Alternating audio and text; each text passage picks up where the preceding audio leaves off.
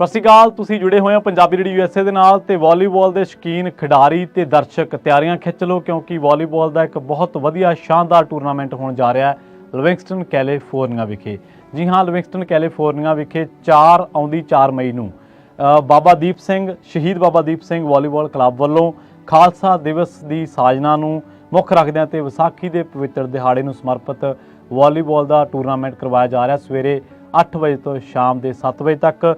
ਤੇ ਇਹ ਜਿਹੜਾ ਟੂਰਨਾਮੈਂਟ ਕਰਵਾਇਆ ਜਾ ਰਿਹਾ 4 ਮਈ ਨੂੰ ਹੋਣਾ ਹੈ 2024 ਨੂੰ, ਤੇ ਗੁਰਦੁਆਰਾ ਪੀਚ ਐਵੀਨਿਊ ਲਿਵਿੰਗਸਟਨ ਵਿਖੇ ਕਰਵਾਇਆ ਜਾ ਰਿਹਾ ਗੁਰਦੁਆਰਾ ਕਮੇਟੀ ਦੇ ਸਹਿਯੋਗ ਦੇ ਨਾਲ ਤੇ ਨਾਲ ਜਿੰਨੀਆਂ ਵੀ ਇਲਾਕੇ ਦੀਆਂ ਸੰਗਤਾਂ ਨੇ ਉਹਨਾਂ ਸਾਰੀਆਂ ਦੇ ਸਹਿਯੋਗ ਦੇ ਨਾਲ। ਸਵੇਰੇ 8 ਵਜੇ ਤੋਂ ਲੈ ਕੇ ਸ਼ਾਮ ਨੂੰ 7 ਵਜੇ ਹੋਣ ਜਾ ਰਹੇ ਇਸ ਵਾਲੀਬਾਲ ਟੂਰਨਾਮੈਂਟ ਦੇ ਵਿੱਚ ਦੂਜੇ ਵਾਲੀਬਾਲ ਟੂਰਨਾਮੈਂਟ ਦੇ ਵਿੱਚ ਜਿਹੜੇ ਇਨਾਮ ਹੋਣਗੇ, ਪਹਿਲਾ ਇਨਾਮ ਹੋਊਗਾ $2100 ਪਲੱਸ ਟਰੋਫੀ।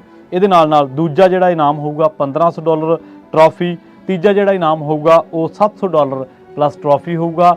ਦੂਜਾ ਟੂਰਨਾਮੈਂਟ ਆ, ਪਹਿਲੇ ਨੂੰ ਬਹੁਤ ਵਧੀਆ ਹੁੰਗਾਰਾ ਸੰਗਤਾਂ ਨੇ ਤੇ ਖਿਡਾਰੀਆਂ ਨੇ ਦਰਸ਼ਕਾਂ ਨੇ ਦਿੱਤਾ ਸੀਗਾ।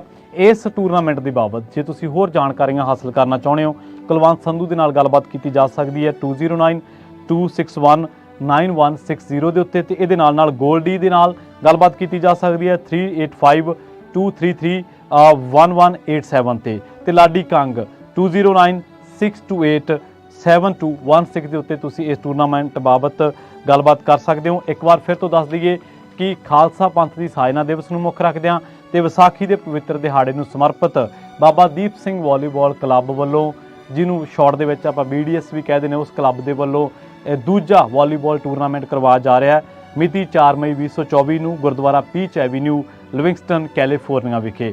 ਜ਼ਰੂਰ ਪਹੁੰਚੋ। ਸਮਾਂ ਹੋਊਗਾ ਸਵੇਰੇ 8 ਤੋਂ ਸ਼ਾਮ 7 ਵਜੇ ਤੱਕ। ਜ਼ਿਆਦਾ ਜਾਣਕਾਰੀ ਦੇ ਲਈ ਜਿਹੜੇ ਦੱਸੇ ਫੋਨ ਨੰਬਰ ਨੇ, ਕੁਲਵੰਤ ਸਿੰਘ ਸੰਧੂ, ਗੋਲਡੀ ਤੇ ਲਾਡੀ ਕੰਗ ਦੇ ਨਾਲ ਤੁਸੀਂ ਗੱਲਬਾਤ ਕਰ ਸਕਦੇ ਹੋ।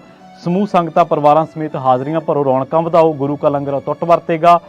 ਗੁਰਦੁਆਰਾ ਪ੍ਰਬੰਧਕ ਕਮੇਟੀ ਦਾ ਵਿਸ਼ੇਸ਼ ਧੰਨਵਾਦ ਹੈ ਪੀਚ ਐਵੀਨਿਊ ਲਿਵਿੰਗਸਟਨ ਵਾਲਿਆਂ ਦਾ। ਬਹੁਤ ਬਹੁਤ ਧੰਨਵਾਦ।